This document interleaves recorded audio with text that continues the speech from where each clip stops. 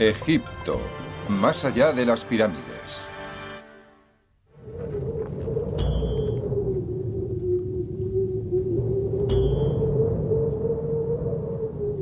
«35 siglos antes de nuestra era y 2500 años antes de los profetas del Antiguo Testamento, los egipcios ya reflexionaban sobre el tema más profundo y desconcertante de la existencia humana. Todas las sociedades se han enfrentado al mayor misterio de la vida, la muerte. Pero pocas han tratado la muerte de forma tan directa ni con tanto respeto, ceremonias y rituales como lo hicieron antiguos egipcios. Para ellos, la muerte formaba parte de un gran conjunto de ciclos. El Nilo crecía y decrecía, los cultivos se plantaban y se cosechaban, las personas vivían y morían. Pero si uno se hallaba bien preparado, el ciclo más importante empezaba después de la muerte.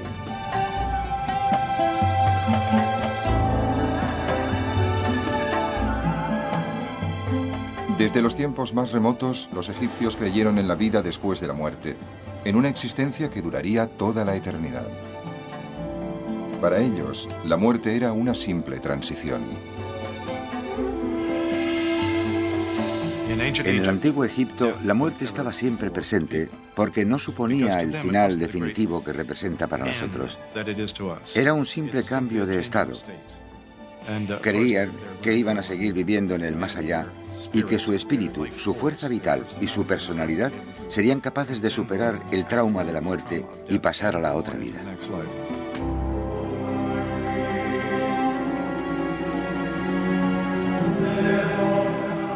El concepto egipcio de la vida eterna era distinto del de las culturas cristianas de los siglos posteriores. Los egipcios no esperaban una vida mejor ni un paraíso celestial después de la muerte. Simplemente querían una continuidad de la vida que conocían y amaban en la tierra. La sociedad egipcia gastaba muchas energías en los rituales de la muerte. Estudiando sus antiguos ritos, los arqueólogos pretenden averiguar no solo cómo moría la gente, sino también saber más cosas sobre cómo vivían.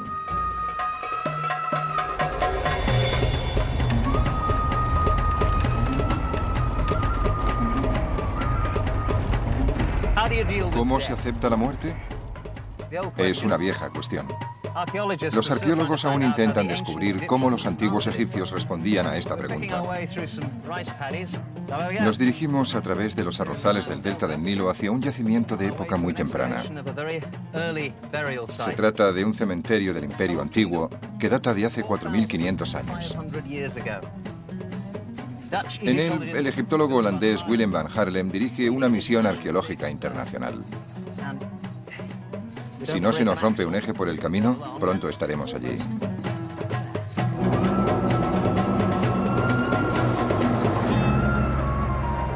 La mayor parte de Egipto es desierto. Por ello, los cuerpos de los antiguos egipcios que fueron enterrados en él han permanecido intactos durante miles de años. Pero las condiciones de la región del delta son muy distintas. Aquí, los diversos brazos del Nilo alimentan un nivel freático muy cercano a la superficie, lo que hace que la mayoría de cuerpos enterrados en el barro del delta se descompongan fácilmente. Me he reunido con Willem van Haarlem en el antiguo cementerio que está excavando en la región del delta. Para arqueólogos como van Haarlem, es un lugar frustrante para ir en busca del pasado. Pero tuve la suerte de llegar un día en el que iban a sacar un cuerpo de una tumba muy antigua para poder estudiarlo. Willem me presentó a Alexei Kol, un especialista ruso en huesos humanos. ¿Qué has descubierto aquí, Alexei? ¿De qué sexo era este esqueleto? Sabemos que era un hombre de entre 25 y 35 años. No observamos ninguna enfermedad en los huesos. ¿Se trataba entonces de una persona sana? Sí, eso parece. Aquí tenemos las piernas. ¿Y esto es la pelvis? Sí, piernas, pelvis. Aquí se ven los brazos. ¿Son las costillas? Sí, las costillas. ¿Esto es el cráneo? Sí, el cráneo. Y esto es la mandíbula. con los dientes. Y aquí hay 13 cuentas de collar. Es un esqueleto muy antiguo. En términos generales, data del 2500 al 2000 antes de nuestra era. Tiene, pues, entre 4000 y 4500 años de antigüedad. Hasta en este austero enterramiento se ven ofrendas que indican que ya en esta temprana época se creía en la otra vida y en el lugar a donde las personas iban después de la muerte. Sin duda alguna, estas vasijas tal vez contenían comida. En otros enterramientos hemos encontrado espinas de pescado en las vasijas. Debía ser pescado conservado en sal o algo parecido. Así que hoy os llevaréis los huesos y tal vez las vasijas con las ofrendas. Sí. Y si quieres, nos puedes ayudar recogiendo algunas cuentas. Muy bien, vale. No se enterraba a ningún egipcio sin prepararlo para la otra vida. A este hombre lo mandaron a la eternidad con un collar. Me llevaré algunas cuentas de piedra del collar para analizarlas. Esta es la siguiente. ¿Cómo lleváis el control de todo esto? Esta es la número 3 porque nos falta una pequeña que hay en medio. Lo ponemos todo en bolsas transparentes marcadas con un número para poder reconstruir el orden exacto, de acuerdo con el esquema que he realizado. Debéis de tener miles de bolsas transparentes. Sí, es cierto. Son muy útiles para recoger muestras. Por mucho que Van Harlem y su equipo averigüen acerca de este hombre de 4000 años de antigüedad, hay muchas cosas que jamás conoceremos. ¿Cómo se llamaba? ¿Qué hacía para ganarse la vida? ¿Tenía familia? Pero sí podemos estar seguros de que esperaba encontrar el camino hacia la vida eterna. Partir del mundo de los vivos hacia el tiempo eterno de los muertos no era automático. Era un acontecimiento complejo y muy ritualizado, del que solo salían con éxito los que habían llevado una vida moral. Y aún así, tenían que estar preparados para superar muchos obstáculos.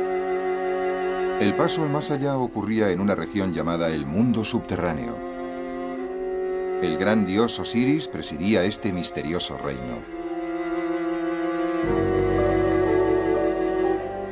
El espíritu del muerto era llevado ante Osiris y un tribunal formado por 42 jueces. Estos le hacían una serie de preguntas sobre su vida en forma de complejos acertijos. Responder de forma correcta a ellos era vital para llegar a la otra vida. Debía pasar una prueba ritual antes de entrar en la otra vida. Era un juicio sobre sus valores éticos y morales. Servía para obtener poderes mágicos en la otra vida que le ayudarían a superar los muchos peligros allí existentes. La parte más importante de esta prueba se conocía como el peso de las almas.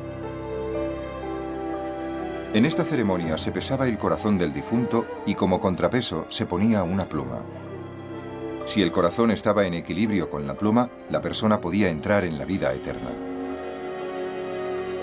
Al tener que superar tantas pruebas, era natural que los antiguos egipcios buscaran ayuda.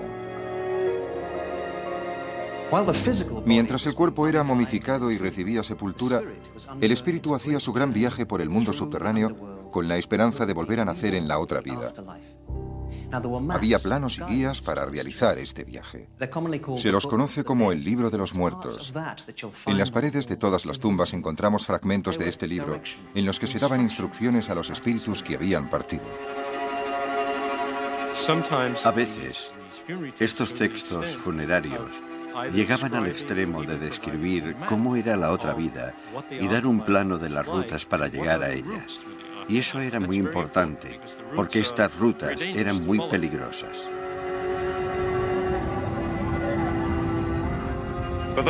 A los que no conseguían pasar la difícil prueba de entrar en la otra vida, les esperaba la mayor de las pesadillas para un egipcio.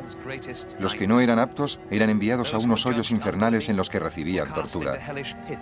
Aquellos que no conseguían pasar la prueba eran presa de la gran bestia Amid, que se comía a los muertos. Para unas personas que amaban tanto su tierra y la vida que en ella habían llevado, tal vez su mayor temor era pensar que podían pasar a la eternidad sin su querido Egipto.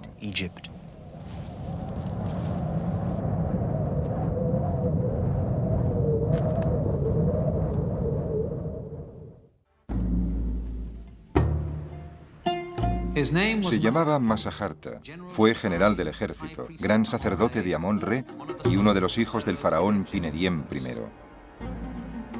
Sufría terribles dolores de cabeza. Se conservan las cartas que escribía a su médico pidiéndole algún remedio. Y aunque no encontró ninguno que le aliviase, vivió hasta la relativamente avanzada edad de 52 años. A pesar de todos los detalles que conocemos sobre su vida, para los visitantes del museo es solo una momia. Desde los griegos y los romanos hasta los guionistas de Hollywood, ningún otro aspecto de la vida egipcia ha fascinado tanto al mundo como la momificación. Y aquí tenemos un ejemplo muy claro, lo que significa que por lo que concierne a Masajarta, aún está vivo.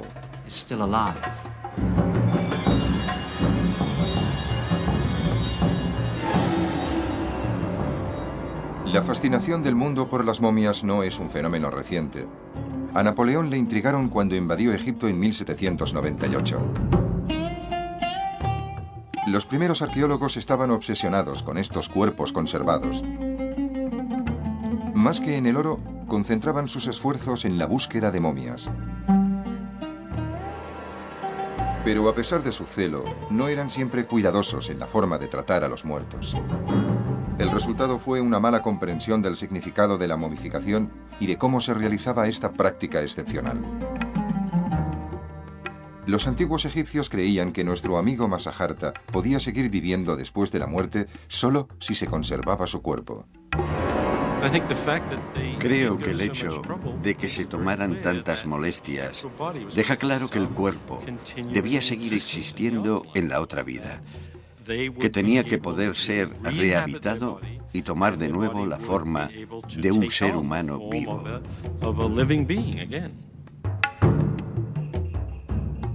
Era fundamental que el espíritu de la persona muerta pudiera encontrar su cuerpo, que constituía la base o el hogar del espíritu. Por eso, el cuerpo tenía que mantenerse tan reconocible como fuera posible. En los primeros tiempos de la civilización egipcia, la conservación del cuerpo era muy sencilla. Simplemente se enterraba a los muertos en unas fosas poco profundas. La arena caliente del desierto aseguraba que los tejidos del cuerpo se secaran antes de que el cuerpo se pudriera. Pero a medida que Egipto se sofisticaba, los egipcios empezaron a querer un lugar de reposo que fuera algo más que una fosa en la arena. En el año 3400 antes de nuestra era, los egipcios de las clases altas empezaron a ser enterrados en tumbas construidas sobre el nivel del suelo. Pero al no tener una base de arena seca, los cuerpos se descomponían. Se hizo necesario encontrar un buen sistema de conservación, porque sin el cuerpo no había ninguna alternativa para la otra vida. Tardaron casi 1000 años, pero llegaron a desarrollar un complejo sistema de momificación. Los métodos más antiguos consistían en poco más que en envolver el cuerpo en lino y cubrirlo con una resina líquida. Pero a medida que pasaba el tiempo, los egipcios se dieron cuenta de que, al igual que sucedía en los demás organismos, los órganos internos del cuerpo humano eran los primeros en descomponerse. Durante la Cuarta Dinastía, hacia el año 2600 antes de nuestra era, empezaron a extraerlos, creando así auténticas momias. Progresivamente el proceso se fue haciendo más complejo hasta que llegó a su punto culminante en tiempos del Imperio Nuevo, hacia el año 1500 antes de nuestra era. La momificación se iniciaba con la evisceración. El cerebro se sacaba en trozos pequeños por la nariz. El estómago, los pulmones, el hígado y los intestinos se extraían mediante una pequeña incisión. Cada órgano se colocaba en un vaso canopo especial, como estos de aquí. Estos vasos se colocaban cerca de la momia, para que su espíritu pudiera reconocer sus partes dispersas.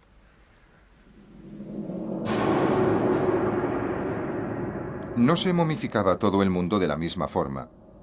Al igual que al comprador de un coche se le ofrecen asientos de piel o de tela, las familias de los muertos del antiguo Egipto podían escoger el tipo de momificación que querían. Tanto las clases altas como las más bajas deseaban conservar de la mejor manera posible los cuerpos de sus muertos, pero esto era sin duda una cuestión económica. Las clases inferiores no podían permitirse una momificación muy minuciosa. Había distintos niveles de momificación, los mejores de los cuales solo podían permitírselos las clases altas. Pero en este grupo también habían formas más baratas y más caras de realizar el proceso. Obviamente, el faraón tendría el mejor de los procesos posibles. Para el cuerpo del faraón, el acto de momificación constituía un minucioso proceso que duraba 40 días. Se utilizaban las sustancias más valiosas para untar su cuerpo. Las resinas de pino y de enebro procedían del actual Líbano. La mirra y el incienso de la actual Somalia y de la península arábica. También se utilizaba canela y cera de abejas para perfumar y sellar el cuerpo. Cuando finalmente el cuerpo estaba preparado, se envolvía cuidadosamente con tiras de lino. Incluso los dedos de las manos y de los pies se envolvían individualmente. Con el paso de los siglos se quiso conseguir la momificación ideal. Que la momia fuera reconocible era tan importante que los egipcios recurrieron a cualquier técnica que les ayudara a conservar la similitud con el difunto. El rasgo facial más evidente del gran faraón Rameses II era su nariz aguileña. Para conservar esta nariz distintiva recurrieron a una solución innovadora. En 1977 se realizaron unas radiografías que descubrieron que la cavidad nasal del faraón estaba rellena con docenas de granos de pimienta para asegurar que la legendaria nariz fuera reconocida durante toda la eternidad. Durante el Imperio Nuevo se empezaron a insertar pequeñas cebollas debajo de los párpados, porque los ojos están compuestos sobre todo de agua y cuando se desecan se hunden. Por esto se han encontrado muchas momias reales con pequeñas cebollas dentro de sus ojos puestas allí para obtener una sensación más natural. Parece como si estuvieran durmiendo. Las piedras pintadas también reemplazaban los ojos. En ocasiones se utilizaba serrín, tierra y líquenes para rellenar o moldear los rasgos faciales, de forma que se aproximaran a su apariencia en vida. No sabemos demasiado de las personas que llevaban a cabo el proceso de embalsamar a los muertos. Tenemos constancia de que los sacerdotes eran quienes envolvían el cuerpo en lino y que para hacerlo llevaban máscaras del dios Anubis, la deidad responsable de la momificación.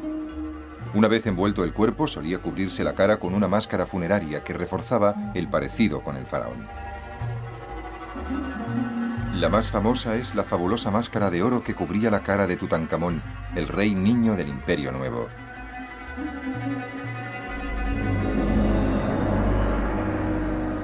Casi todos los expertos coinciden en afirmar que cuando los romanos ocuparon Egipto en el siglo I antes de nuestra era, los niveles de momificación habían cambiado.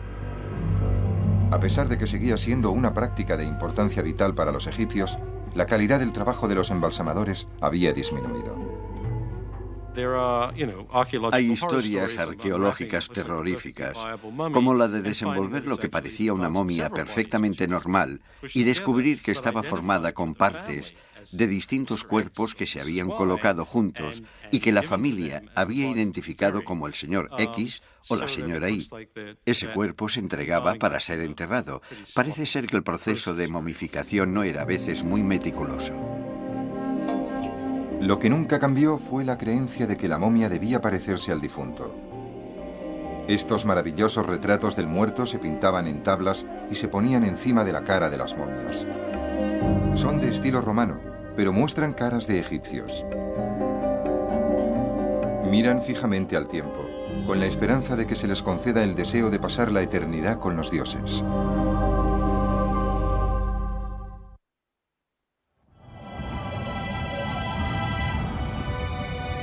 El proceso de momificación evolucionó lentamente, así como el lugar escogido por los egipcios para enterrar a sus seres queridos. Los primeros egipcios eran enterrados en la arena. En la época de los primeros faraones, el concepto de la muerte y del más allá se había sofisticado bastante. Por eso los egipcios empezaron a buscar mejores sistemas para enterrar a los muertos. Hacia el año 3000 antes de nuestra era, la actitud de los egipcios acerca del lugar donde enterrar a los difuntos empezó a cambiar.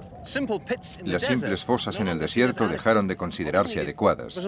Se necesitaba una casa más duradera y sólida para los muertos. Una estructura con espacio para todas las cosas que el muerto necesitara en su viaje hacia la otra vida. Y un espacio para las ofrendas y la comida para que se alimentara. El tipo de tumba que se empezó a construir se llamaba mastaba. Al principio se trataba de una simple estructura rectangular con una única sala funeraria. Las agrupaciones de mastabas se convertirían en ciudades de los muertos. A medida que las prácticas funerarias se fueron haciendo más complejas, las mastabas también evolucionaron. Los egipcios creían que mientras se honrara al muerto y se repitiera su nombre, esa persona permanecería viva. En consecuencia, se añadieron salas adyacentes a las mastabas, donde los amigos y los familiares podían rendir homenaje al difunto y rezar en su nombre. Para los egipcios, el espíritu del muerto a menudo regresaba al cuerpo para descansar y comer. Por eso dejaban comida, agua y hasta vino en la mastaba, para que el difunto pudiera disfrutar de ello. En la meseta de Giza se construyeron cientos de mastabas. A nuestro alrededor están enterrados altos cargos y miembros del séquito de los faraones. La mayoría de las tumbas fueron excavadas en la década de 1930, pero algunas han permanecido escondidas. La doctora Ann Roth, de la Universidad de Howard, está al frente de un equipo que explora este gran campo de mastabas. Intenta encontrar las tumbas perdidas y descubrir más detalles sobre las prácticas funerarias del Imperio Antiguo. Las mastabas se construyeron en el Imperio Antiguo e incluso en épocas más tempranas como una especie de montículo artificial que cubría el cuerpo del difunto. Ahora regresamos a algunas tumbas que se excavaron al final de la década de 1930. En un estudio más exhaustivo nos gustaría poder seguir el rastro de aquellos que las construyeron, de las personas a las que pertenecieron y de quienes trabajaron aquí, como los sacerdotes, y reconstruir de este modo la vida del cementerio. ¿Esta es una de las mastabas que se vuelve a excavar? No, esa no, es aquella de ahí. Brad tardó un par de días para descubrir que esta mastaba se había desplomado encima de esta otra. Cuando empezó a limpiar la superficie que ahora presenta la mastaba, encontró una sala funeraria y luego otra. En realidad esto es bastante insólito porque no parece que tengan ningún hueco encima. Aún no sabemos cómo entraban en ellas. Quizás enterraron primero los cuerpos en esta y luego construyeron la otra mastaba encima. Has estado muy ocupado, Brad. Dime qué has descubierto. Cuando abrimos la sala, encontramos la parte superior de un cráneo. Por ello supimos que aquí se había celebrado un enterramiento. Parece que era una mujer bastante joven, de unos 18 años. Podemos decirlo porque los huesos no están completamente fusionados. A medida que crecemos, los huesos cambian. Este enterramiento es solo uno de los dos que creemos que hay en la tumba. Mientras buscábamos el hueco de entrada, encontramos el segundo. Creo que estás a punto de abrirlo, ¿no? Efectivamente, esta parte está ya parcialmente excavada, pero en este otro lado es probable que encontremos un enterramiento completo. Es extraordinario. ¿Puedo mirar? Allison, tenemos otro cuerpo. ¿Ves algo allá abajo? Veo un cráneo y también una tibia o un hueso de la pierna. Sí, es un hueso de la pierna. ¿Qué vas a hacer para extraer este esqueleto? Tendré que quitarle el polvo y procurar hacerlo con cuidado para no mover los huesos. El problema de estas tumbas es que son muy pequeñas. Parece que no está intacta. Seguro que no lo está. Posiblemente es una mujer. Los huesos son bastante pequeños. Sin duda es adulta. Muy bien, tendremos que excavar y descubrir quién era. Esto es fantástico. Tenemos otro cuerpo.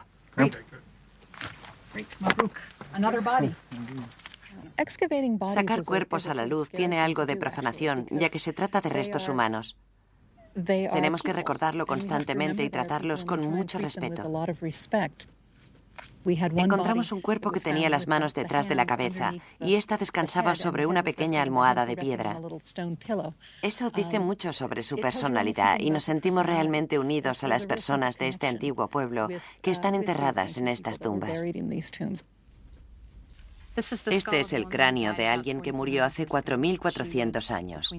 Tenía entre 30 y 39 años de edad, tal vez 35.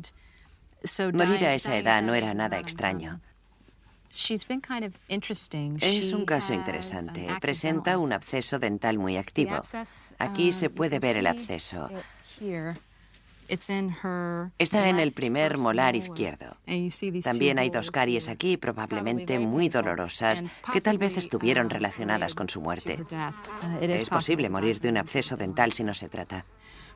Los egipcios tenían una tasa muy alta de desgaste dental porque molían el grano con ruedas de molino de piedra, lo que hacía que la harina contuviera mucha arenilla.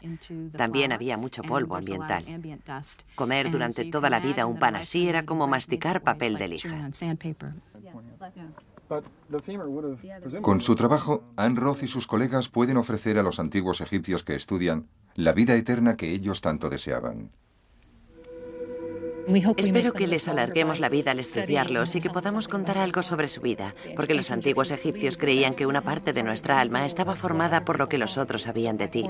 Así, al establecer esta conexión con los muertos, esperamos reparar cualquier falta de respeto que podamos cometer con sus huesos.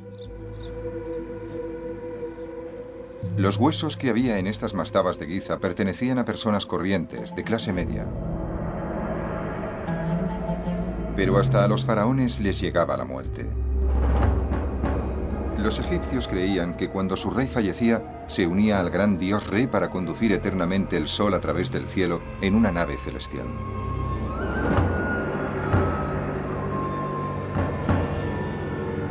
Con el fin de asegurarse de que los faraones tenían una nave a su disposición para realizar este viaje tan importante, a veces enterraban barcas como esta cerca de las tumbas reales. A primera vista, parece poco probable encontrar una barca real en este lugar, y mucho menos una flota. Estos grandes muros son casi todo lo que queda de un gran complejo de templos funerarios. Se construyeron en el desierto, cerca de la antigua ciudad de Abido, para honrar a los reyes muertos que gobernaron Egipto hace casi 5000 años. En 1991, el doctor David O'Connor, del Instituto de Bellas Artes de la Universidad de Nueva York, hizo un descubrimiento desconcertante. Encontró la primera de una serie de barcas enterradas en el exterior de estos muros. Cuando llegué, se estaban realizando nuevos descubrimientos. Matthew Adams, el director asociado del proyecto, nos ha contado cómo se descubrieron estas antiguas barcas. Al trabajar en esta zona nos dimos cuenta de que había unos muros poco habituales que asomaban por encima de la arena. Os los voy a mostrar. Sí, se ven perfectamente. Primero creímos que eran las paredes de algún edificio.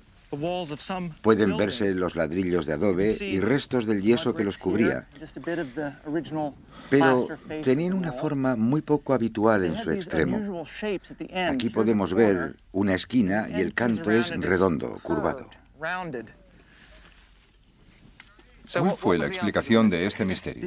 La explicación del misterio es que estos muros se construyeron para contener unas naves de madera. Las barcas se colocaban sobre un pequeño surco y se cubrían de ladrillos desde el exterior. Todas las que hay en el interior de estas estructuras están llenas de ladrillos de adobe. Después, el conjunto se cubría con una capa de yeso. ¿Y están todavía allí? Sí, hay unas barcas de madera en el interior de estas estructuras. ¿Qué es esta roca? Creemos que es una especie de ancla simbólica para amarrar de forma permanente o eterna las barcas a este lugar. Es impresionante. Lo que tenemos aquí son unos muros que rodean una barca de madera. ¿Qué es esto? ¿La proa o la popa? No estamos seguros de si es la popa o la proa. Tiene una forma definida, ¿verdad? Sí, es muy definida. ¿Qué longitud total tiene? La mayor tiene 27 metros de largo por 3,5 de ancho. 27 metros. Eran unas barcas imponentes, ¿no? En efecto, tenían que ser muy imponentes. Limpiar las toneladas de arena que cubren estas barcas es un trabajo agotador. Después se tienen que quitar las capas de yeso para empezar a tener una idea del aspecto que tuvieron en su tiempo.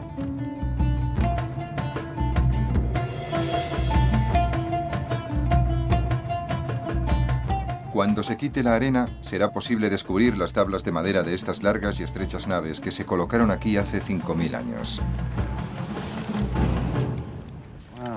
Increíble.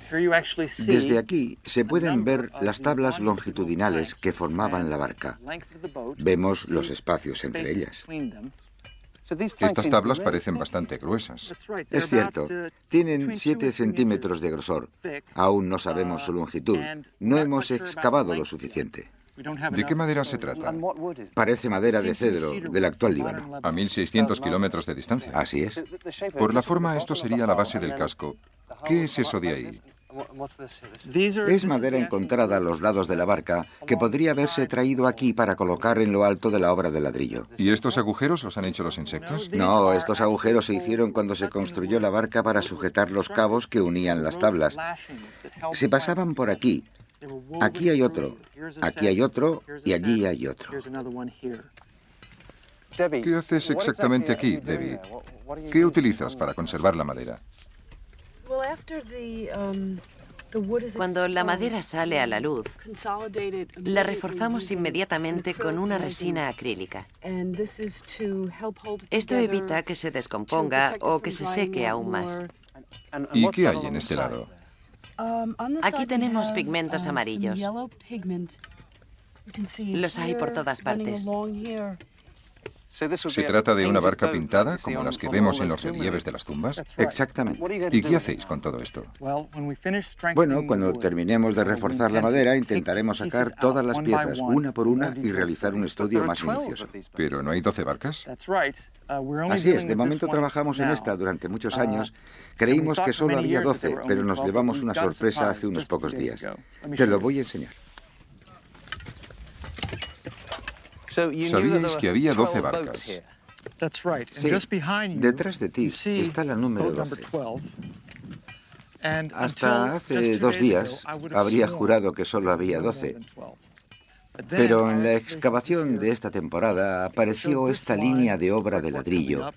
Se trata de la barca número 13. Entonces podría haber muchas más. ¿Podría haber cientos de barcas enterradas por todo el desierto? Es posible. Tenemos un complejo naval muy antiguo, ¿no? Tenemos una flota real amarrada en pleno desierto. Aún es posible descubrir secretos en Egipto. Poco después de ir Mediavido, se encontró la barca 14ª. Son las naves más antiguas del mundo.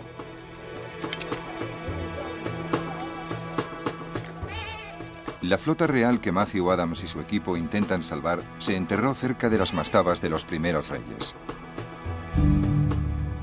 Después de siglos de utilización de la mastaba, los ritos funerarios se complicaron.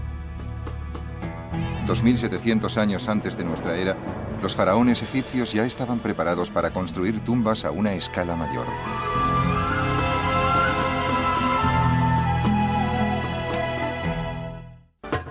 Durante siglos la mastaba había cubierto las necesidades de los muertos, pero a medida que el imperio antiguo avanzaba, Egipto llegaba a su momento de mayor prosperidad.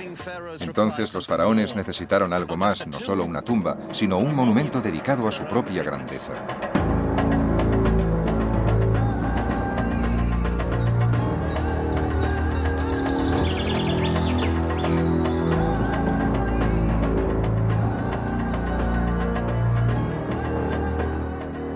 $2.600 años antes de nuestra era, los faraones egipcios crearon las mayores tumbas que el mundo ha conocido. La mayor está formada por casi 2,5 millones de bloques de caliza, cada uno de los cuales pesa 2,5 toneladas.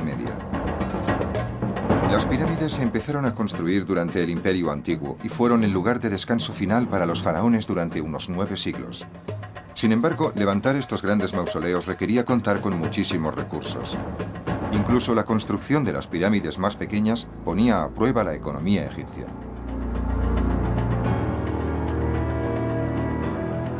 Y aunque se enterrara a los faraones en el corazón de las pirámides, sus tumbas no eran lugares seguros a causa de los ladrones que saqueaban con éxito sus restos.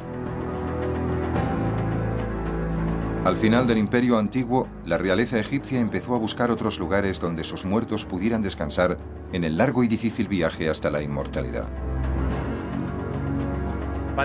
En los inicios del Imperio Nuevo, alrededor del año 1570 antes de nuestra era, hubo un cambio en las prácticas religiosas. Al mismo tiempo quedó claro que tanto las mastabas como las grandes pirámides no estaban a salvo de los saqueos de los ladrones de tumbas. Por eso los gobernantes de Egipto buscaron un lugar más seguro para las tumbas de los faraones y eligieron este árido valle cerca de Tebas. Traerían hasta aquí los cuerpos de los faraones para que iniciaran la vida eterna. Este lugar se conoce actualmente como el Valle de los Reyes. El gran aislamiento de este valle parecía ofrecer la necesaria protección. Habitualmente la construcción de la tumba del faraón se iniciaba inmediatamente después de que accediera al trono. Primero, unos obreros excavaban grandes salas en las montañas de piedra caliza. Otros cubrían las paredes con relieves y pinturas. Y otros transcribían en las tumbas los textos adecuados para asegurar que el rey superara el viaje por el mundo subterráneo. Los textos antiguos dicen que cuando tenía lugar la muerte del rey, se añadían a la tumba elaborados adornos y decoraciones finales hechos a toda prisa.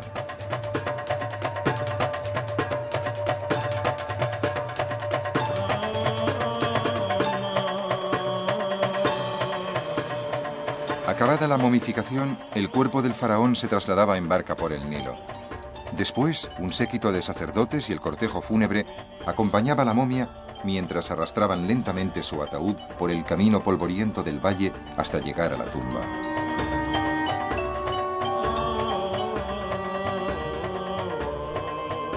Los rituales y ceremonias de traslado del cuerpo momificado del faraón desde las orillas del Nilo hasta aquí, la entrada de la tumba, duraban varios días. Desde el día en que moría el faraón, había una actividad frenética para preparar este lugar. Por último, empezaría el acto final de la vida del rey. El olor a incienso y el sonido de los salmos llenaban el aire. Los sacerdotes encabezaban la procesión en el interior de la tumba, seguidos por el séquito fúnebre de la familia real.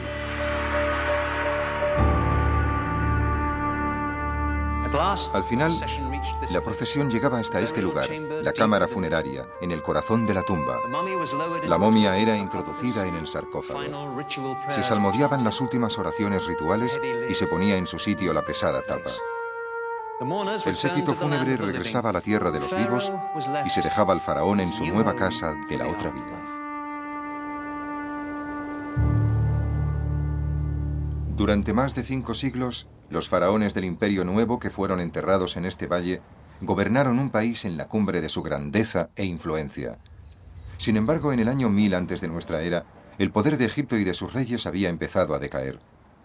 Otras culturas más poderosas ocuparon el lugar preeminente de Egipto en el Próximo Oriente y acabaron por instalarse en su propio territorio. Los persas, los griegos y finalmente los romanos controlaron la tierra de los faraones. Pero por raro que parezca, ningún invasor impuso su religión. Los egipcios siguieron adorando a los dioses de la antigüedad y su actitud hacia los muertos permaneció inalterable, como demuestra de forma espectacular un reciente descubrimiento.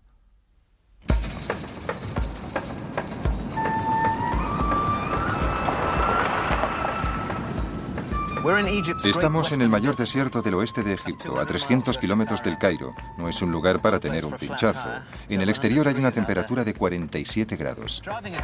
Contemplando este lugar, parece imposible que pueda existir algo entre esta zona y la frontera con Libia, a excepción de calor, piedras y arena.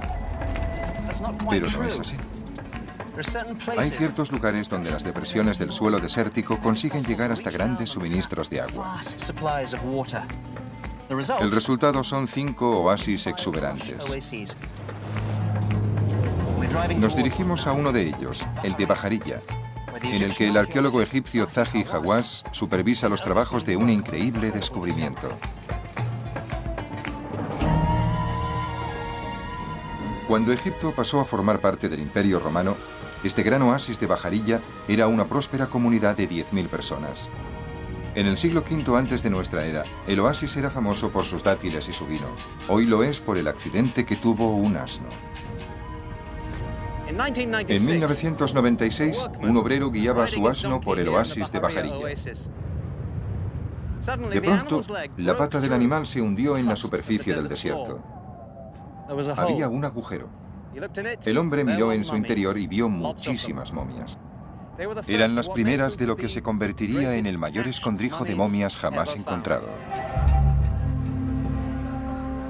Casi 4.000 años después de que empezara el ritual de momificación, estas momias presentan un aspecto algo distinto a los ejemplos más antiguos. La mayoría no tienen sarcófago. En cambio, llevan la cara recubierta con una máscara de un material parecido al papel maché, llamado cartonaje. Sin embargo, muestran que no había cambiado la importancia que los egipcios daban a la preservación del cuerpo. El cartonaje dorado de estas máscaras ha dado nombre a este lugar. El Valle de las Momias Doradas.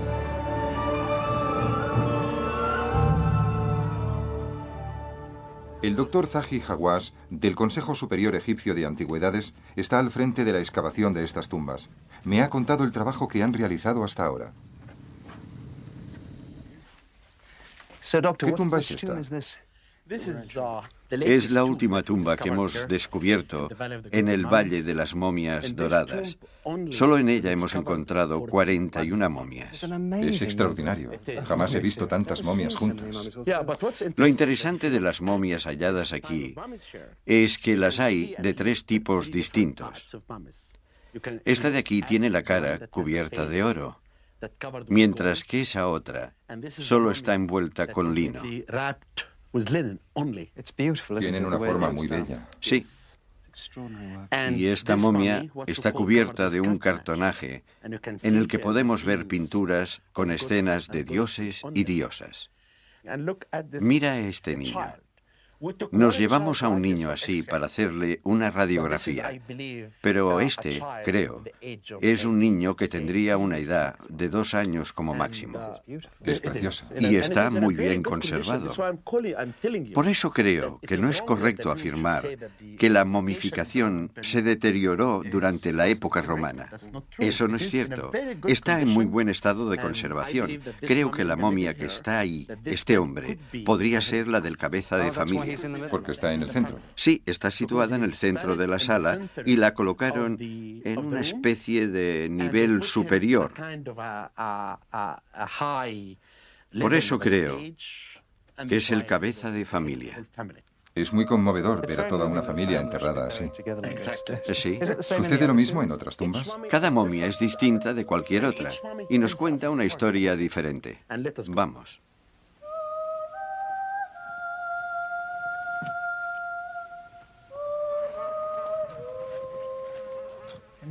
Entramos en otra tumba.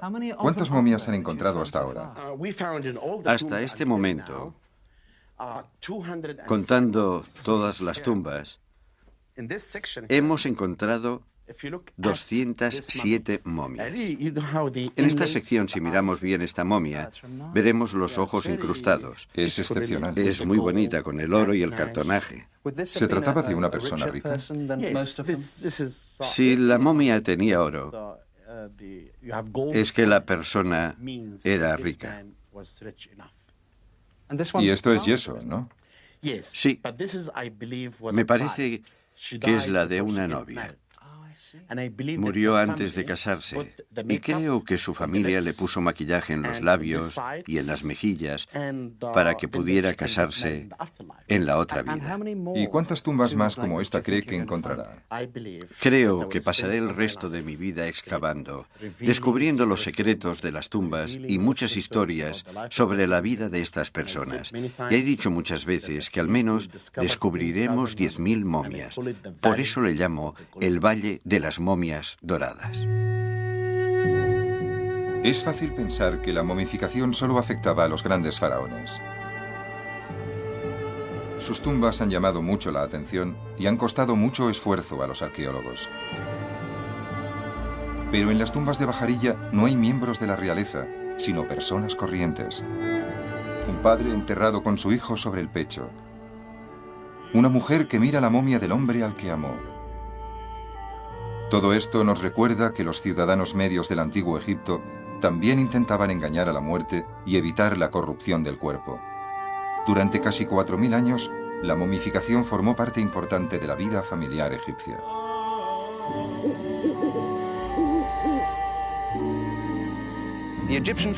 El dolor familiar egipcio ante la muerte de un ser querido era tan auténtico como el nuestro. Mientras lloraban al muerto, sabían que el difunto estaba en ese mismo momento luchando para sobrevivir en el gran viaje hacia el mundo subterráneo. Al mismo tiempo, la familia debía emprender una serie de rituales y celebraciones, y debían momificar el cuerpo para que recibiera al espíritu después de la muerte. Esto representaba un gran esfuerzo y un enorme gasto para todas las familias. ¿Por qué lo hacían? No se trataba de una obsesión morbosa, lo hacían porque les importaba el difunto. La momificación era un gran acto de amor. Creían sin duda que la muerte no era el fin de la vida, sino el inicio de la eternidad.